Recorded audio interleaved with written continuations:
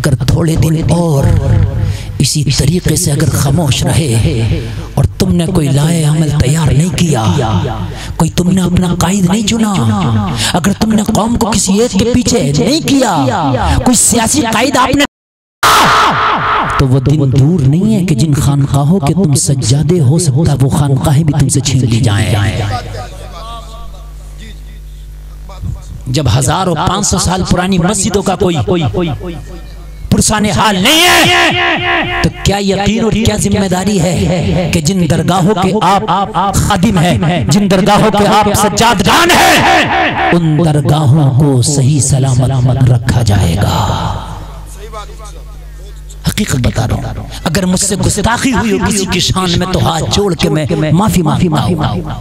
हो सकता है कि मेरे खिलाफ कोई फतवा भी आ जाए, हो सकता है कि कोई मेरे खिलाफ बोले, लेकिन मेरे खिलाफ फतवा तो मुझे मंजूर है, मेरे खिलाफ बोले मुझे मंजूर है, मुझे गालियां तो मुझे मंजूर है, मगर मुझे माओ के उजड़ती हुई गोदे देखी नहीं जाती, अब ये उजड़ते हुए स्वाद देखे नहीं जाते। आज वक्त है, अभी वक्त है, मैं चौखट को खटखटा रहा हूँ। जितने भी आज बड़े हैं आ जाए, अपने फुरूई इख्तिलाफ को एक तरफ रख के, हर सुन्नी हमारा भाई है। हमारे सिर्फ फुरूई इख्तिलाफी तो हैं। और एक बात सुने आप, इख्तिलाफ करने का हक उन बड़ों को है, हम छोटों को नहीं है। इमाम आज़म और इमाम अबू यूसुफ उस्ताद और शागिर्द का इख्तिलाफ उनमें आपस में है, लेकिन हम नहीं कर सकते उनसे इख्तिलाफ, हम दोनों को मानेंगे। हम इमाम मोहम्मद को भी मानेंगे, उनके आपस के इख्तिलाफ के ये बड़े कहते हैं अरे इख्तिलाफ हमारे हैं, हमारे अंदर ये हक है, हमें ये हक है इल्म की वजह से कि हम इख्तिलाफ कर सकते हैं, लेकिन मुरीदों को हक नहीं कि वो इख्तिलाफ करें आपस में। आए एक जगह और आने के बाद में आज अपना कोई सियासी कायद चुन ले। मेरे अजीजों, जिन्होंने अपने सियासी कायद चुने आज वो इज्जत के साथ जिंदगी गुजार रहे हैं, आज उनका वक़ार है। हमारी खता यही है कि आज हम बट गए और हम सोचते हैं कि पीर को और मौलाना को तो इस चीज से मतलब ही नहीं है। आज मौलाना और पीरों को आगे आना पड़े। अगर आज भी सारे पीर मिलके और सारे मौलाना मिलके एक ऐलान कर दें हमारा सियासी कायद ये, सब इसकी सपोर्ट करो, मुझे उम्मीद है कि तकरीबन 90% तबका हमारा सपोर्ट कर जाएगा। बोलो कर जाएगा कि नहीं कर जाएगा? और अगर तुम 90% सपोर्ट कर सकते हो तो तुम्हारी हुकूमत में हिस्सेदारी नहीं हो सकती? अरे बोलो 7% की हो सकती है, 2% की हो सकती है, तो यार 15-16% की क्यों नहीं हो सकती? बोलो बोलो।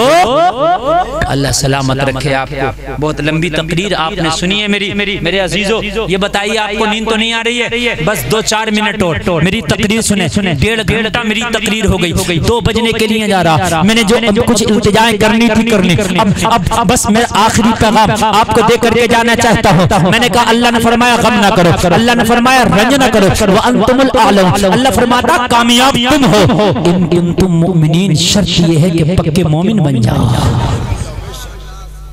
बस मुश्किल से 5 मिनट तो मेरी तकरीर खत्म, मुश्किल से 5 मिनट।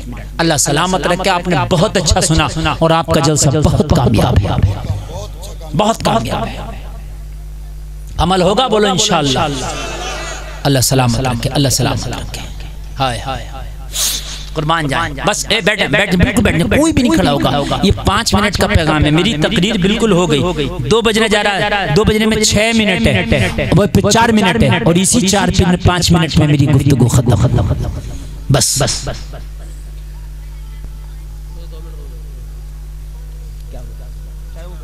2 मिनट रुक जाओ बस। बड़ा प्यारा पैगाम है, बस सुन लेना। मेरी माँ बहने भी सुने, बहुत प्यारा पैगाम है। जब सलाहुद्दीन अय्यूबी फातेह बना और जब तख्त पर बैठा था सलाहुद्दीन अय्यूबी, ईसाइयों के बड़े बड़े जर्नैल कमांडर जब बेड़ियों में कैद करके लाए गए और सलाहुद्दीन के सामने औंधे मुंह ने डाला गया, सलाहुद्दीन अय्यूबी ने अल्लाह का शुक्र अदा करके कहा, अब बताओ तुम्हारे साथ क्या किया जाए। तुमने क्या कहा था कि सलाहुद्दीन तेरे बस की बात नहीं है। जब मैं बीमारी में मुब्तला हुआ था तो तुमने हंस के मेरा मजाक उड़ाया था। मैंने मदीने वाली मुस्तफ़ा की बारगाह में इस्तिग़ासा किया था, या रसूल अल्लाह मौत तो बरहक आ जाए लेकिन इस मर्ज से मुझे शिफा मिल जाए ताकि मुखालिफीन को सलाहुद्दीन अय्यूबी जवाब दे सके। मेरे अल्लाह ने मुझे मौका दिया और देखो आज मेरे रहमो करम पर भीख मांग रहा हो। तो सारे जर्नैल उठे थे ऊपर और कहा था कि तू हमें मार दे या छोड़ दे वो तेरे ऊपर है, लेकिन इजाजत देते एक जुमला बोला। सलाहुद्दीन ने कहा था बोलो, बोलने की इजाजत है, कहने की इजाजत है, बोलो। कहा था सलाहुद्दीन वादा करते हैं तूने जरूर हमें घुटने टिका दिया, जरूर तू फातेह बना और तूने आज हमें बेड़ियों में कैद करके रख दिया। वाकई तुझे हम हीरो मानते हैं, वाकई तू मर्दे मुजाहिद है, लेकिन एक वादा तुझसे करते हैं तेरी नस्लों में कोई दूसरा अय्यूबी पैदा नहीं होने दे। आवाज आ रही है कि नहीं आ रही है आप तक ये बताइए। बहुत मुश्किल से मैं इस मैच में बोल रहा हूँ क्योंकि आवाज बहुत कम ले रही है। कहा था यूबी कोई तेरी नस्लों में दूसरा सलाहुद्दीन पैदा नहीं होने देंगे। कहा कैसे? कहा तेरी कौम की बेटियों में इतना नंगापन, इतनी उरियानियत, इतनी बेहयाई, इतनी फहाशी भर देंगे कि उनकी कोख से पैदा होने वाला शराबी नचकैया तो हो सकता है मगर कोई अय्यूबी पैदा नहीं होगा। यही बात है कि आज हमारी औलादों में नचकैया तो आता है, डांसर तो आता है, शराबी तो आता है, सट्टेबाज तो आता है, लेकिन कोई तारिक बिन ज़ियाद क्यों नहीं आता? कोई मूसा बिन नसीर क्यों नहीं होता? कोई मोहम्मद बिन कासिम क्यों नहीं होता? जब माएँ दूध पिलाते हुए मुस्तफ़ा का दुरूद पढ़ती थी तो अय्यूबी पैदा होता था। जब माएँ दूध पिलाते हुए कुरान की तिलावत करती थी तो मोहम्मद हसानी आता था।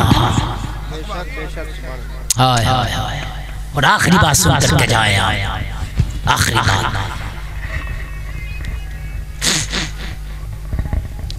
मेरे अजीजों, बुजुर्ग सिर्फ दुआ कर सकते हैं, लेकिन ऐसा नहीं है कि तू बदामालियों में खोया रहे और करामत दिखा के वो तेरा दिफा करे। जी जी ऐसा नहीं। उस्मानिया ने 650 साल हुकूमत। हाँ उस्मानिया शेख मुहियुद्दीन इब्नुल अरबी से दुआ कराई मगर किसी जंग में साथ नहीं लेके दुआ कराई थी। बस दुआ करना आपका काम है, लड़ी कोशिश करना हमारा काम है। बेशक बेशक बेशक बेशक। तुम सब कुछ यही चाहते हो कि अजमेर में चादर चढ़ा के दुआ करके सब कुछ मेरा यहीं से हो जाए। ऐसे तो फिर तो मैं अपनी दुकान में सामान रख के चादर चढ़ा के दुआ कर दूं, चलने लगेगी दुकान खुद ही। बैठना पड़ेगा दुकान में, दुकान में चले टाइम देना पड़ेगा और दुकान को उसके निजाम और तरतीब से चलाना पड़ेगा, तब दुकान चलेगी। अच्छा अच्छा अच्छा। वरना तिजारत तो रसूलुल्लाह ने भी की जब भी मेरे नबी ने टाइम दिया। बेशक बेशक। अरे बोलो दिया कि नहीं दिया? दिया दिया। रसूलुल्लाह का बढ़ाने एक थोड़ी है। नहीं नहीं है तेरी तिजारत खाली दुआ से, खाली तिजारत फूल बत्ती से चल जाएगी। सही बात। मजार पे फूल बत्ती चढ़ा के ये सोचता है कि काम हो गया अब तो बस। जी जी जी। हजरत खदीजा की तिजारत का माल मेरे नबी लेके जाते, सो तेज धूप मेरे नबी तिजारत का माल लेके जाते, ले जाते मेरे नबी लेके जाते। जी जी। और जब लेके जाते मेहनत की तो अल्लाह ने करम किया। पता कैसे करम किया? जब तेज धूप होती तो बादल आ जाता साया। सुभान अल्लाह सुभान अल्लाह। क्या बात है, सुभान अल्लाह। मेरे नबी के ऊपर बादल साया कर लेता, मेरे नबी चलते तो पत्थर पत्थर पत्थर मोम बन जाते।